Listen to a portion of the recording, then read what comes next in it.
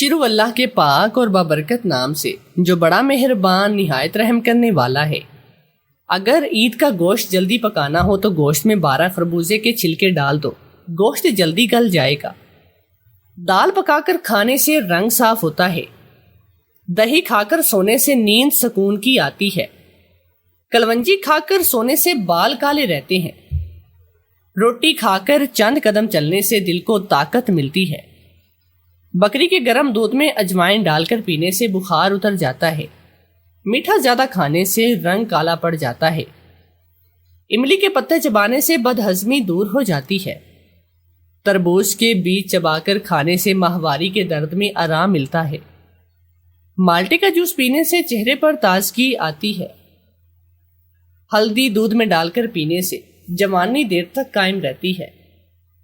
دانتوں میں کیڑا لگ جائے تو کیڑے والی جگہ پر لہسن رگڑنے سے دانتوں کا کیڑا مر جاتا ہے۔ کھیرے کا سالن بنا کر کھانے سے چہرے کی جھریاں ختم ہو جاتی ہیں۔ کالے نمک کے چاٹنے سے آواز خوبصورت ہوتی ہے۔ خربوزے کے بیج چبانے سے یادداشت تیز ہوتی ہے۔ سونف والی چائے بنا کر پینے سے قبض ختم ہوتی ہے۔ دودھ کے ساتھ ڈبل روٹی کھانے سے دبلا پن ختم ہو جاتا ہے۔ پھیپھڑوں میں خرابی ہو تو انگور پر نمک لگا کر کھاؤ۔ ہفتے میں ایک بار پانی میں ہلدی ڈال کر پینے سے پیٹ صاف رہتا ہے۔ گھر میں کیڑے مکوڑے بہت زیادہ آتے ہوں تو جامن کے پتے گھر میں جلانے سے کیڑے بھاگ جاتے ہیں۔ تیز ٹھنڈا پانی پینے سے چہرے پر داغ پڑ جاتے ہیں۔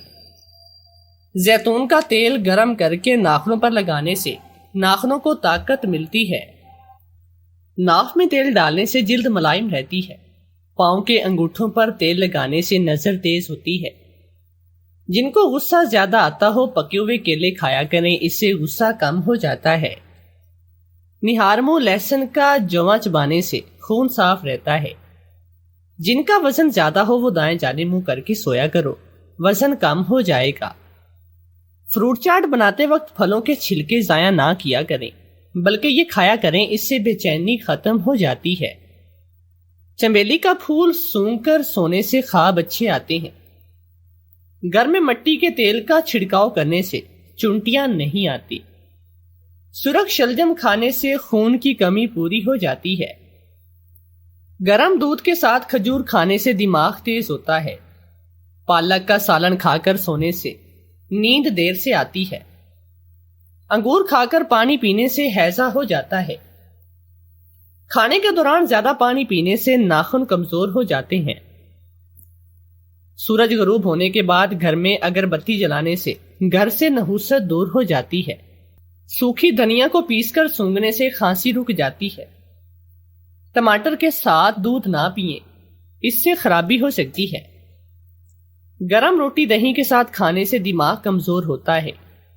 چائے پینے کے بعد ٹھنڈا پانی پینے سے دانت کالے پڑ جاتے ہیں۔ کھانے میں ادرک کا استعمال انسان کو جسمانی بیماریوں سے دور رکھتا ہے۔ اگر آپ اپنا وزن بڑھانا چاہتے ہیں تو آلو ابال کر کھایا کریں۔ حمل کی وجہ سے کمزوری محسوس ہو تو چھوٹی الائچی دودھ میں ڈال کر گڑ ڈال لیں اور پی لیں۔ ثابت الائچی دہی میں ملا کر لینے سے موشن رک جاتے ہیں۔ گاجر کا جوس پینے سے دل کا دورہ نہیں پڑتا۔ نیم کے پتے پانی میں ابال کر پکانے والی جگہ کو دھونے سے بواسیر ختم ہو جاتی ہے۔ ناریل کے تیل میں لیمو کا رس ملا کر خارش والی جگہ پر لگانے سے خارش ختم ہو جاتی ہے۔ پالک پکا کر کھانے سے قبض کی شکایت ختم ہو جاتی ہے۔ کھٹی چیزیں کھانے سے پٹھے کمزور ہو جاتے ہیں۔ جب چھینک آتی ہے تو دل ایک سیکنڈ کے لیے دھڑکنا بند ہو جاتا ہے۔ نہار منہ ادرک کھا لیا کرو، 100 سال تک تمہاری جلد نہیں لٹکے گی۔ بڑی الائچی کھا کر جمع کرنے سے بڑھاپا دیر سے آتا ہے۔ موٹی عورت اگر ایک ہفتے تک جوائن اور لیمو کھاتی رہے تو دبلی ہو جائے گی۔ کمزور بدن والا روزانہ نہار منہ ہریسہ کھائے تو طاقتور بن جائے گا۔ ایڑی والے جوتے پہننے سے کمر درد کا مسئلہ ہوتا ہے۔ باریک تکیہ ڈال کر سونے سے کمر درد میں آرام ملتا ہے۔ مالٹے کا جوس پینے سے مسوڑوں سے خون آنا بند ہو جاتا ہے۔ اگر کینسر کی بیماری ہو تو مالٹے کا جوس بنا کر پیا کرو۔ گرم دودھ پینے سے نیند جلدی آتی ہے۔ نارنجی کلر کے کپڑے پہننے سے بال کالے اور مضبوط ہوتے ہیں۔ اگر نمونیا ہو جائے تو انگور کے چند پتے چبانے سے آرام ملتا ہے۔ شکر اگر جم جائے تو اس میں ایک سیب کا ٹکڑا کاٹ کر رکھ دے، فوراً پہلے جیسے نرم ہو جائے گی۔ کالی مرچ کھانے سے نظام ہاضمہ درست رہتا ہے۔ لال مرچ کا استعمال دل کے دورے سے محفوظ رکھتا ہے۔ کلونجی کو روزانہ صبح نہار منہ 1 پاؤ نیم گرم دودھ کے ساتھ کھانے سے لیکوریا کی بیماری ختم ہو جاتی ہے۔ زیتون کا تیل آنکھوں میں لگانے سے نظر تیز ہوتی ہے اور چمکدار ہو جاتی ہے۔ سنترا کھانے سے دل مضبوط ہوتا ہے۔ ابلے ہوئے آلو 3 گھنٹے میں ہضم ہوتے ہیں۔ ابلے ہوئے چاول 2 گھنٹوں میں، بریانی 3 گھنٹوں میں۔ دانتوں کی اچھی صفائی۔ سانس کی بو کی عام ترین وجہ منہ کی ناقص صفائی ہوتی ہے، جو دن میں کم از کم 2 بار دانتوں کو برش کرنا چاہیے۔ برش کے ساتھ ساتھ دن میں کم از کم 1 بار خلال کرنا ضروری ہے۔ زبان پر بیکٹیریا بھی جمع ہو جاتے ہیں جس سے سانس کی بیماری کا سامنا ہوتا ہے، تو روزانہ ٹوتھ برش کے پیچھے والے حصے سے زبان کی صفائی روزانہ کرنے چاہیے۔ اناناس کا جوس۔ بیشتر افراد کا ماننا ہے کہ اناناس کا جوس سانس کی بو سے نجات کا تیز ترین اور مؤثر ذریعہ ہے۔ اس مقصد کے لیے ہر کھانے کے بعد 1 گلاس جوس پینا فائدہ مند ہوتا ہے، یا اس پھل کا ایک ٹکڑا، اسے 1 سے 2 چمچ چبانے سے فائدہ ہوتا ہے۔ پانی۔ تحقیقی رپورٹس میں ثابت ہوا کہ اکثر سانس کی یا منہ خشک ہونے کا نتیجہ ہوتا ہے۔ لاب دہن ہمارے منہ کو صاف رکھنے میں اہم کردار ادا کرتا ہے، اور اس کی کمی سے بیکٹیریا کی تعداد بڑھتی ہے۔ ہمارا منہ نیند کے دوران قدرتی طور پر خشک ہوتا ہے، اور اسی وجہ سے صبح کے وقت سانس کی بو کافی نمایاں ہوتی ہے۔ مناسب مقدار میں پانی پینے سے لاب دہن بننے کا عمل بہتر ہوتا ہے اور سانس کی بو پر قابو پانا آسان ہے۔ دہی۔ دہی میں صحت کے لیے مفید ایسے بیکٹیریا ہوتے ہیں جو نقصان دہ بیکٹیریا کا مقابلہ کرتے ہیں۔ تحقیق سے ثابت ہوا ہے کہ دہی کھانے سے سانس کی بو کے مسئلے پر قابو پانے میں مدد مل سکتی ہے۔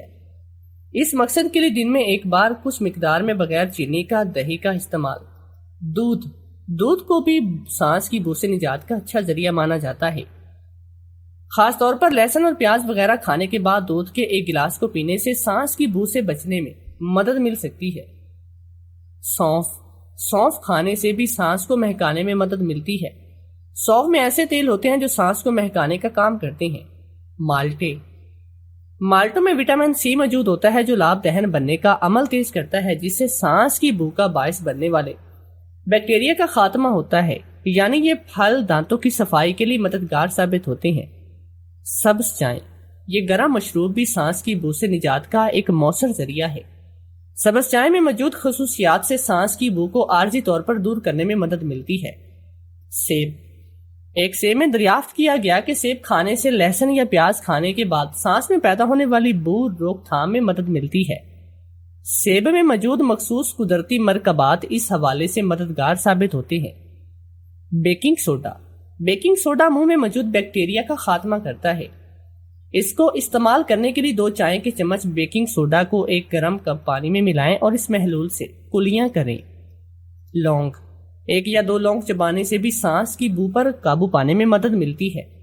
اس کی جراثیم کش خصوصیات منہ میں بیکٹیریا کا مقابلہ کرتی ہیں۔ لیمو کے 1 ٹکڑے کو چبانے سے سانس کو مہکانا ممکن ہے۔ اس میں موجود ایسڈ لاب دہن بننے کا عمل تیز کرتا ہے اور سانس کی بو کا مقابلہ بھی آسانی سے ہوتا ہے۔ پودینے کو چبائیں۔ پودینے کے پتے چبانے سے سانس کی بو سے نجات پانا آسان ہے۔ تو آئیے چلتے ہیں اب آج کی سبق آموز کہانی کی جانب۔ میں نے اپنی زندگی میں اس سے بھی زیادہ خوبصورت انسان نہیں دیکھا، اور اس بات کو بتاتے ہوئے مجھے بالکل بھی شرم محسوس نہیں ہو رہی کہ اس کو دیکھتے ہی میں دیوانی سی ہو جاتی تھی۔ وہ میرے ہی گھر میں رہتا تھا، میری آنکھوں کے سامنے پھرتا تھا، لیکن وہ میرا شوہر نہیں تھا۔ میں اپنے آپ کو سنبھال بھی نہیں پاتی تھی، نہ جانے یہ سب کچھ کیا تھا، لیکن پھر آہستہ آہستہ اس صورتحال پر قابو پا لیا۔ پر ایک دن کچھ ایسا ہوا کہ گھر میں صرف ہم لوگ تھے، اور مجھ کو میری ساس نے کہا کہ غلطی سے بھی اس کے کمرے میں یا اس کے قریب نہیں جانا، لیکن وہ بہت ہی زیادہ تکلیف میں تھا اور میں انسانیت کے ناطے اس کے کمرے میں چلی گئی۔ لیکن اس کے بعد جو ہوا وہ میری زندگی کا سب سے برا لمحہ تھا، کیونکہ جیسے ہی میں کمرے میں گئی، میرا نام ماریا ہے، میری عمر 19 سال ہوئی تو میرے ماں باپ نے میری شادی کی فکر کرنا شروع کی۔ میں اپنے آپ کو اچھا خاصا خوبصورت سمجھتی تھی، لیکن میں اتنی بھی زیادہ خوبصورت نہیں تھی۔ بہرحال ہر انسان کا اپنا چہرہ ہی اسے اچھا لگتا ہے، اور مجھے بھی اپنا چہرہ پسند تھا۔ میرے لیے رشتہ آیا جب میں نے لڑکے کی تصویر دیکھی تو وہ نارمل سا انسان تھا، اس میں کچھ خاص نہیں لگا۔ میں نے اپنی ماں کو کہا کہ مجھے تصویر دیکھ کر کچھ محسوس نہیں ہوا، تو میری ماں نے ہنسنا شروع کر دیا۔ انہوں نے کہا کہ پاگل، تصویر دیکھ کر کیا ہوتا ہے، جب تم اس کے ساتھ رہو گی تو وہ تمہیں اچھا لگنے لگے گا۔ میں نے کہا کہ اگر مجھے اچھا نہ لگا تو پھر کیا ہوگا؟ میری ماں نے کہا پھر تم اپنے دل کو سمجھا دینا، کیونکہ اسی طرح ہوتا ہے، اگر تمہیں کوئی پسند ہے تم بتاؤ۔ میں نے کہا ایسا کچھ نہیں۔ میری ماں نے کہا کہ پھر اس انسان سے چپ کر کے شادی کر لو، اللہ پر بھروسہ کر کے اسے اپنا شوہر قبول کرو، سب کچھ ٹھیک ہو جائے گا۔ میں نے تمہارے باپ کو بھی ایسے ہی پسند کیا تھا، لیکن تمہارا باپ بہت اچھا انسان نکلا اور سب کچھ ٹھیک ہو گیا۔ جب میں نے اسے دیکھا تھا تو میرا رد عمل بھی اسی طرح کا ہی تھا، لیکن میں اپنی ماں کی بات سے مطمئن نہ تھی، کیونکہ جو ایک انسان کے لیے صحیح ہے وہ ضروری تو نہیں کہ ایک دوسرے انسان کے لیے بھی صحیح ثابت ہو۔ بہرحال میں نے شادی کے لیے ہاں کہہ دی۔ میرے شوہر کا نام سلیم تھا، اس کے گھر میں اس کی ایک ماں اور ایک چھوٹا بھائی تھا جس کا نام کلیم تھا۔ وہ شادی میں نہیں آیا تھا، اس بات پر سب لوگ حیران تھے۔ مجھے تو اتنا کوئی مسئلہ نہیں تھا، اس کے بغیر ظاہر ہے یہ شادی ہو جانی تھی، لیکن میری ماں باپ باتیں کر رہے تھے کہ اپنے چھوٹے بھائی کو شادی میں کیوں نہیں لے کر آئے۔ انہوں نے کہا کہ اس کی طبیعت بہت خراب تھی، اس لیے ہم اس کو نہیں لے کر آئے۔ میرے ماں باپ کا کہنا تھا کہ اگر اتنی زیادہ خراب تھی تو آپ شادی آگے کر لیتے، تو میرے شوہر نے بتایا کہ اس کی طبیعت اکثر ہی خراب رہتی ہے۔ خیر، میری شادی سلیم سے ہو رہی تھی، اس کے بھائی سے تو نہیں۔ میری شادی ہو گئی اور میں اپنے گھر میں آ گئی۔ میں اس رشتے سے بالکل بھی خوش نہ تھی، بس اس سب کو قسمت سمجھ کر قبول کر رہی تھی۔ میرے شوہر کا میرے ساتھ رویہ اچھا تھا، کوئی بہت زیادہ اچھا بھی نہیں، وہی روایتی سا انداز تھا۔ اس نے مجھے لیکچر دیا اور کہا کہ میری ماں اور میرے بھائی کا خیال رکھنا، میری فیملی وہی لوگ ہیں اور اب سے تم بھی اس فیملی کا حصہ ہو، انہی کے لیے سب کچھ کرتا ہوں، تمہیں کسی بات کے لیے پریشان نہیں ہونا پڑے گا، کسی چیز کی کمی نہیں ہوگی، بس ان کا خیال کرنا ان لوگوں کا، اور تمہارا خیال میں کروں گا۔ دن اسی طرح جا رہے تھے، میری زندگی ویسی ہی تھی جیسے کہ روایتی زندگی ہوتی ہے۔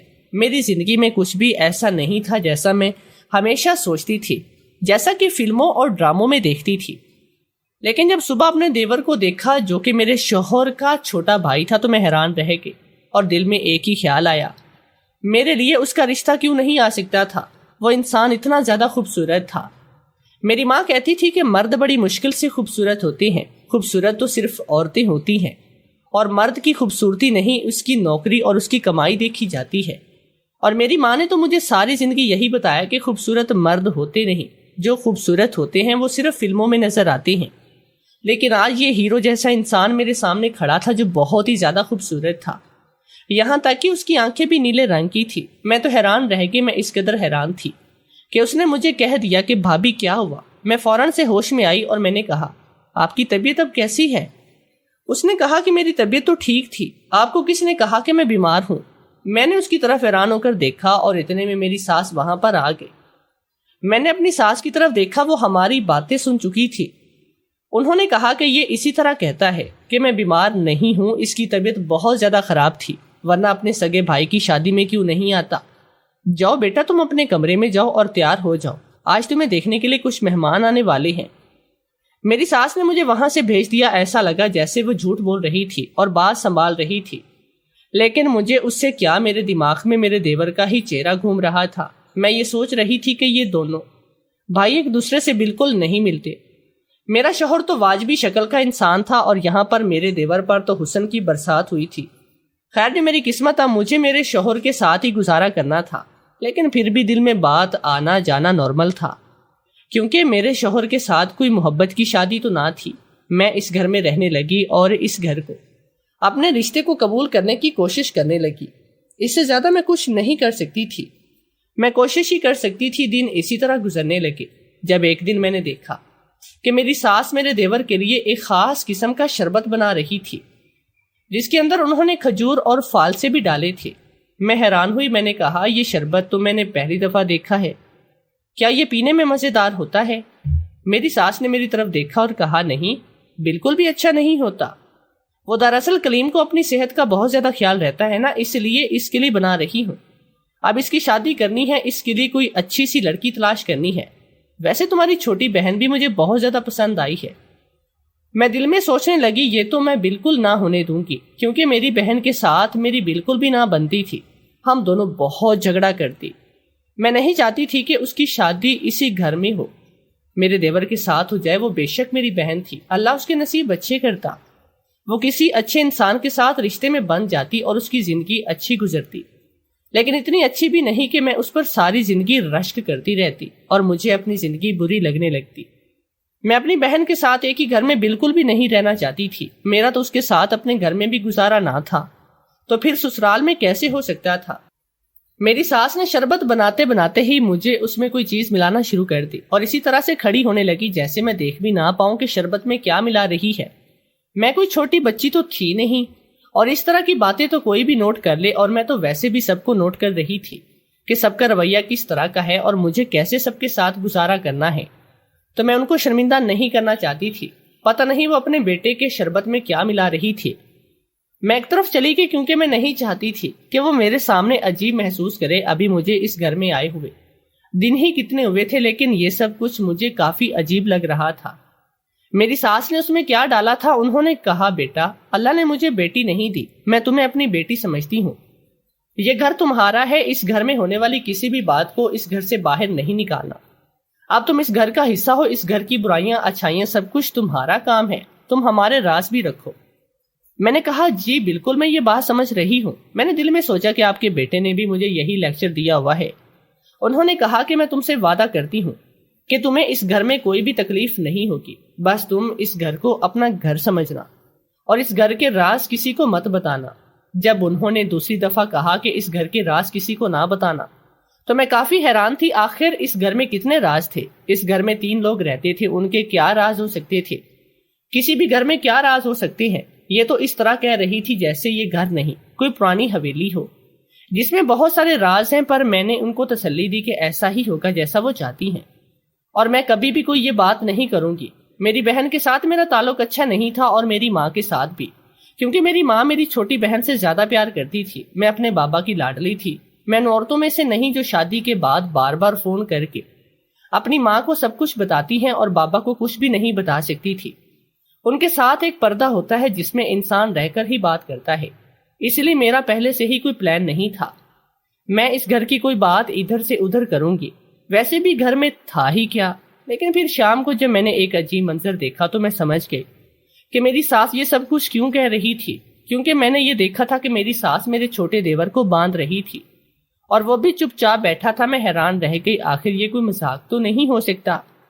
کیا یہ لوگ کوئی گیم کھیل رہے تھے؟ ایسا کیسے ہو سکتا ہے؟ میں اپنی ساس سے پوچھ لیا کہ آپ یہ کیا کر رہی ہیں؟ انہوں نے کہا کہ بیٹا جو بھی کر رہی ہوں میں یہ سب کچھ مجبوری میں کر رہی ہوں، مجھ سے زیادہ سوال نہیں کرنا، میں تمہیں پوری بات نہیں سمجھاؤں گی۔ میں نے کلیم کی طرف دیکھا تو وہ بھی خاموش بیٹھا، جیسے اس کے ساتھ یہ پہلے بھی ہوتا رہتا ہے۔ میں نے اس کی طرف اشارہ کر کے آنکھوں سے پوچھا کیا معاملہ ہے؟ اس نے بھی کوئی جواب نہ دیا اور رد عمل بھی نہیں دیا۔ آخر وہ اس گھر کا حصہ تھا، میرا دیور تھا، میں اس سے اتنا تو پوچھ سکتی تھی، میں بات تو کر سکتی تھی، مجھے کسی نے بات کرنے سے منع نہیں کیا، اور وہ بھی مجھے بتا سکتا تھا۔ کبھی کبھی دیور بھابھی آپس میں بہت اچھے دوست بھی بن جاتی ہیں، ان کا ایک الگ ہی رشتہ ہوتا ہے جس میں وہ ایک دوسرے سے دل کی باتیں بھی کر لیتی ہیں۔ میری ماں کا بھی اپنے دیور کے ساتھ اسی طرح کا رشتہ تھا، ویسے وہ ان کے کزن بھی لگتے تھے، لیکن پھر بھی وہ دونوں آپس میں کافی ہنسی مذاق کرتے، اور میری ماں اکثر ان کے ساتھ بازار بھی چلی جاتی تھی۔ بلکہ ایک وقت ایسا تھا کہ میرے بابا باہر کے ملک رہتے تو میرے چاچو ہی ہم لوگوں کے لیے سب کچھ لے کر آتے، ہمیں بازار بھی لے جاتے تھے، اور جب میں پیدا ہوئی تھی تو میرے بابا یہاں پر نہ تھے اور سب سے پہلے میرے چاچو نے گود میں اٹھایا تھا۔ میں نے تو اپنے گھر میں ہی اپنی ماں کے ساتھ ان کے دیور کا ایک بہت اچھا رشتہ دیکھا تھا، لیکن یہاں پر جب میں نے کلیم سے کچھ پوچھنا چاہا اس نے منہ پیچھے کر لیا۔ میں اپنے کمرے میں آ گئی اور رات کو یہ والی بات اپنے شوہر سے پوچھی تو میرے شوہر نے کہا وہ بیچارہ بیمار ہے، اس لیے اس کے ساتھ یہ سب کچھ کرنا پڑتا ہے۔ یہ سن کر میں حیران رہ گئی، میں نے کہا کیا وہ پاگل ہے؟ تو میرے شوہر نے مجھے عجیب نظروں سے دیکھا کہ جیسے میں نے اس کے بھائی کو گالی دی ہے۔ اس نے کہا نہیں وہ پاگل نہیں، دوبارہ اس طرح کی بات مت کرنا، اس کے لیے دعا کیا کرو۔ میں نے پھر سے اس موضوع کو چھیڑنے کی کوشش کی لیکن انہوں نے کوئی جواب نہ دیا۔ انہوں نے کہا کہ مجھے اس موضوع پر کوئی بات نہیں کرنی، بس تم میرے بھائی کے معاملے سے دور رہو۔ میں نے کہا یہ ماں بیٹا دونوں ہی عجیب ہیں، اس بیچارے کو نہیں کیوں باندھ کر رکھا ہے پتہ نہیں، اسے کیا بیماری ہے، کیونکہ دیکھنے میں تو بالکل ٹھیک لگ رہا تھا۔ کہیں ایسا تو نہیں کہ یہ کسی جہالت میں آ کر اس کو پاگل ثابت کرنے پر تل بیٹھے، جبکہ ایسا کچھ بھی نہیں تھا، کیونکہ صبح جب میری اس سے بات ہوئی تو وہ بالکل ٹھیک تھا۔ دن اسی طرح سے اس گھر میں گزرنے لگے اور میں نے یہ محسوس کیا کہ جب بھی میری ساس میرے دیور کو وہ شربت پلاتی تھی تو اسے رسی کے ساتھ باندھ دیتی، نہ تو وہ روز اسے وہ شربت پلایا کرتی تھی اور نہ ہی روز اسے رسی سے باندھ کر رکھتی تھی۔ اگر وہ پاگل تھا تو اسے پھر ایک دن بھی آزاد نہیں چھوڑنا چاہیے تھا، کیونکہ پاگل کا کوئی بھروسہ نہیں ہوتا، وہ تو اچانک سے ہی آپ پر حملہ کر دیتے ہیں۔ ایسا پاگل جس کو باندھ کے رکھنے کی نوبت آ جائے وہ تو زیادہ ہی خطرناک ہوتا ہے۔ لیکن میری ساس اسے صرف اسی دن باندھ کر رکھتی جس دن وہ اسے شربت پلاتی، اور اس شربت کے اندر نہ جانے کیا ملایا کرتی تھی۔ انہوں نے باقاعدہ اپنے پاس ایک ڈبہ رکھا ہوا تھا، اس ڈبے کے اندر کوئی پاؤڈر جیسی چیز تھی جس کے 2 چمچ شربت میں ملایا کرتی تھی۔ اس گھر میں رہتے ہوئے مجھے دوسرا مہینہ تھا، اب یہ ساری باتیں میں نے سمجھ لی۔ میری ساس نے مجھے پوری بات نہیں بتائی اور میرے شوہر نے بھی نہیں کھانا کھایا تھا، اور سب کچھ ٹھیک تھا۔ ایک دن میں نے دیکھا کہ میرا شوہر اپنے کام پہ گیا ہوا تھا اور میری ساس بھی محلے کے کسی گھر میں تھی، کیونکہ وہاں قرآن خوانی میرا دیور باہر حال میں بیٹھا ہوا تھا۔ میں کچن سے دیکھ رہی تھی وہ کوئی کتاب پڑھ کے بیٹھا ہے۔ اس نے مجھے کہا بھابھی یہ گلاس پانی پلا دیں۔ میں نے پانی کا گلاس لے جا کر اس کے پاس گئی تو میں نے کتاب کی طرف دیکھا تو شاعری کی کتاب تھی۔ تو اس نے کہا کہ مجھے شاعری بہت زیادہ پسند ہے اور میں تھوڑی بہت شاعری بھی کرتا ہوں۔ اس نے مجھے ایک شعر بھی سنایا۔ یہاں پر مجھے میری ایک دوست یاد آئی جس کے ساتھ میں کالج پڑھتی تھی، وہ نفسیات کی اسٹوڈنٹ تھی اور ہمیشہ اسی طرح کی باتیں کر کے ہمارا سر کھاتی، کیونکہ وہ پاگلوں کی ڈاکٹر بننا چاہتی تھی۔ اس نے باتوں باتوں میں بتایا تھا کہ جو انسان پاگل ہوتا ہے وہ شاعری نہیں کر سکتا، کیونکہ شاعری کرنا ایک اعلیٰ وقوفی اعمال ہے، اور ایسا دماغ جو پہلے سے ہی بیمار ہو وہ اتنی زیادہ عقل والی ایکٹیویٹی نہیں کر سکتا۔ مجھے وہ یاد آ گئی اور میں نے کہا اگر وہ ڈاکٹر بن گئی ہوئی تو مجھے اسے بات کرنی چاہیے۔ میں نے اس کا نمبر ملایا لیکن اس کا نمبر نہیں ملا۔ مجھے یقین تھا کہ وہ ڈاکٹر نہیں بنی ہوگی کیونکہ وہ اتنی زیادہ قابل نہ تھی، لیکن یہ بات تو اس کی ٹھیک ہو سکتی تھی، کیونکہ اس نے کتاب سے ہی پڑھا تھا کہ میرا دیور پاگل نہیں تھا، پھر اس کے ساتھ اس طرح کا سلوک کیوں ہو رہا تھا؟ مجھے ایسا لگنے لگا تھا کہ شاید کچھ اور ہی ہو رہا ہے، اس کی مدد کرنی چاہیے۔ میں نے اسے باتوں باتوں میں پوچھا کہ تمہیں کیا پسند ہے، اس کے شوق کیا ہیں، تاکہ میں اسے دوستی کر سکوں، لیکن وہ میری بات کا جواب ایک لفظ میں دے کر بات ختم کر دیتا۔ شاید وہ یہ سمجھ گیا تھا کہ میں جان بوجھ کر اس سے بات کرنے کی کوشش کر رہی ہوں۔ ایک اور بات بھی بہت زیادہ عجیب تھی۔ ایک طرف میری ساس کہتی کہ میرا بیٹا بیمار ہے، ہم اس کا علاج کروا رہے ہیں، دوسری طرف اس کے لیے رشتہ بھی تلاش کر رہی تھی۔ کیا ان کو ایسے بیٹے کا رشتہ کرنا چاہیے تھا؟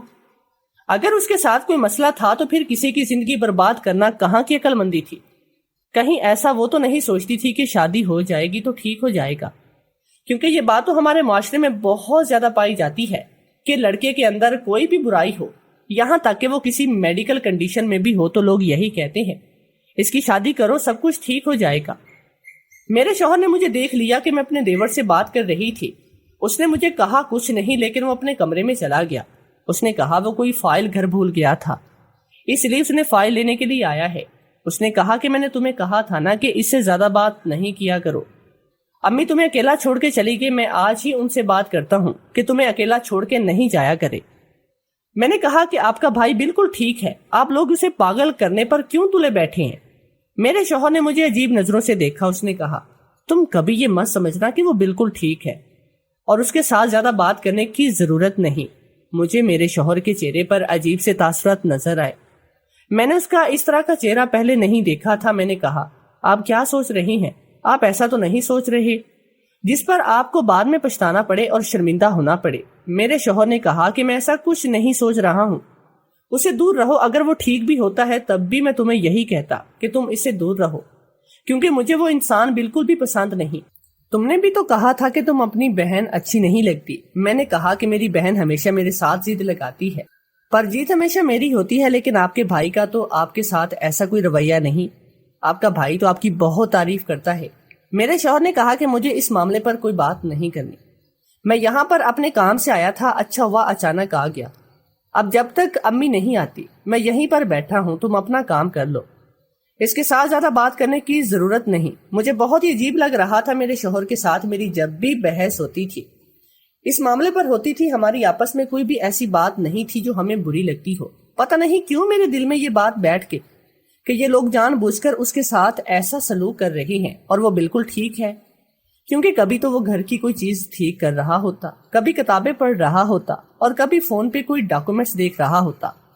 لیکن جس دن میری ساس اس کو وہ شربت پلاتی، اسی دن اسے باندھ کے رکھ دیتی۔ ایک دفعہ میں اپنے کمرے میں تھی، جب گھر کا فون بجا تو میں نے پہلے فون نہیں اٹھایا، ویسے بھی میں اس گھر کے کسی معاملے میں بولتی بھی نہ تھی، تو میرے شوہر اور میری ساس کے منہ پر 12 بج جاتے تھے، اس لیے میں نے ایسی کوئی بات نہیں کی۔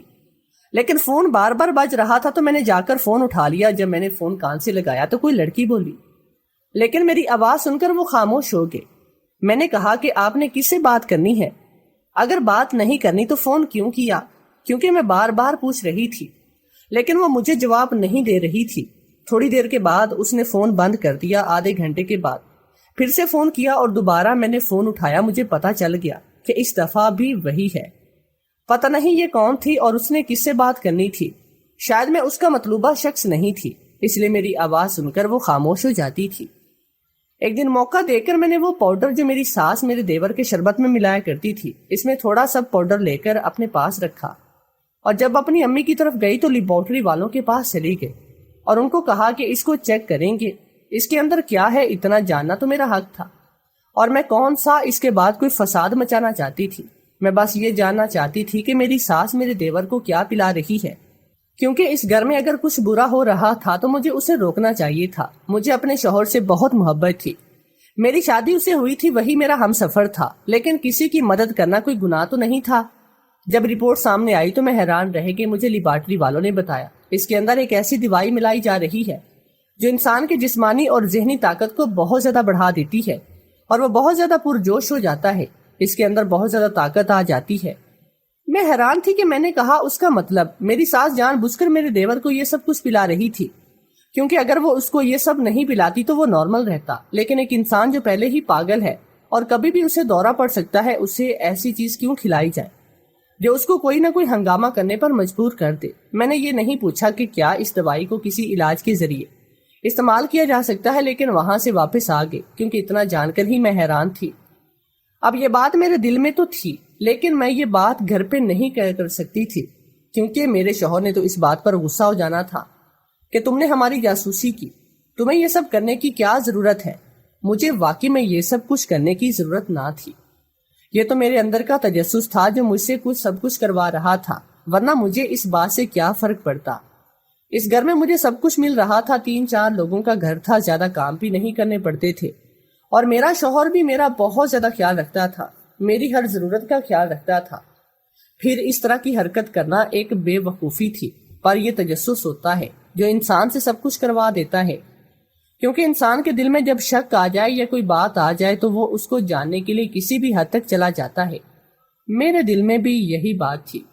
ایک دن میں نے دیکھا میری ساس نے پھر سے وہی شربت بنایا اور میرے دیور کو آج بھی رسی باندھ دی۔ اسے ہمیشہ گھر کے حال میں ہی باندھا کرتی تھی، وہ نہ جانے کہاں چلی گئی۔ جب میں وہاں سے گزری تو میرے دیور اور ان کی حالت دیکھ کر ایسا بالکل نہیں لگتا کہ اس کے ساتھ کوئی مسئلہ ہے، وہ بہت ہی آرام سے بیٹھا تھا۔ اس نے میری طرف دیکھا اور مجھے کہا، میرے پاؤں میں بہت زیادہ درد ہو رہا ہے، کیا آپ یہ رسی کھول سکتی ہیں؟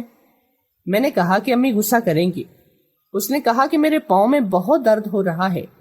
امی نے رسی بہت زیادہ زور سے باندھ دی اور وہ نہ جانے کہاں پر چلی گئی ہیں۔ آپ اس کو تھوڑی دیر کے لیے کھول دیں، جب آپ امی آئیں گی تو میں ان کو کہوں گا کہ وہ پھر سے رسی باندھ دیں گی۔ مجھے یہ بات مناسب لگی کہ بیچارے کو درد ہو رہا ہوگا تو تھوڑی دیر کے لیے رسی کھول دینے میں کیا مسئلہ ہے۔ لیکن جیسے ہی میں نے رسی کھولی تو میرے قدموں تلے سے زمین نکل گئے۔ میرے دیور نے پاگلوں کی طرح مجھ پر حملہ کیا اور مجھے دھکے دینے شروع کر دیے۔ پہلے تو میں ایک دیوار سے ٹکرا گئی اور پھر دوسری دیوار سے، مجھے کافی ساری چوٹ لگ گئی۔ اور جب میری ساس وہاں آئی اور میرے دیور کو قابو کیا کہ آج اس کی حالت دیکھ کر واقعی میں حیران رہ گئی۔ وہ جتنا نارمل لگ رہا تھا اتنا ہی زیادہ نارمل نہیں تھا، یہاں تک کہ میرا شوہر بھی وہاں پر آ گیا۔ میری حالت کافی بری تھی، مجھے ہسپتال لے کے وہاں جا کر یہ بھی پتا چلا کہ میں ماں بننے والی ہوں، لیکن یہ میرا بچہ خیریت سے تھا۔ پھر میری ساس اور میرے شوہر نے مجھے بتایا کہ اس کو ایک بیماری ہے اور جو دوائی ہم اس کو دیتے ہیں وہ اس کے لیے اچھی نہیں، لیکن وہ اس کو دینا ضروری ہے کیونکہ اس کی وجہ سے اس نے ٹھیک ہونا ہے، اس لیے جس دن اس کو دوائی دی جاتی ہے اسے اسی دن رسی سے باندھ دیتے ہیں۔ ہم تمہیں یہ بات بتانا چاہتے ہیں، لیکن یہ سب کچھ اس کے ساتھ اس لیے ہوا کیونکہ اس نے کسی لڑکی سے محبت کی تھی جس نے اسے دھوکہ دیا، اور اس کے پیچھے 2 سال تک یہ نشہ کرتا رہا۔ ہم نہیں چاہتے تھے کہ تم یہ بات جان لو کیونکہ ہم اس بات پر شرمندہ تھے۔ ہمارے خاندان میں آج تک کسی نے اس طرح کی حرکت نہ کی ہے، اس لیے ہم پوری بات نہیں بتا رہے تھے، لیکن ہمیں تمہیں بتا دینا چاہیے تھا۔ میرے شوہر کا کہنا تھا کہ میری بیوی کو پہلے دن سے ہی حقیقت بتا دینی چاہیے تھی، لیکن یہ عقل بھی میری ساس نے نکالی تھی۔ اس نے کہا تھا کہ اس کو سب کچھ نہ بتایا جائے کیونکہ یہ ہمارے خاندان کی نہیں، باہر سے آئی ہے۔ میرے شوہر نے میری ساس کو کہا، آپ کی کوئی بات نہیں مانوں گا، آپ نے میری عقل نکال لی اور آج آپ کی وجہ سے میری بیوی کو یہ دن دیکھنا پڑا۔ اس کے بعد سے میں کلیم سے کافی دور رہتی تھی اور باقیوں کی طرح ہی اسے ٹریٹ کرتی تھی۔ دماغ کی بیماریاں کافی عجیب طرح کی ہوتی ہیں۔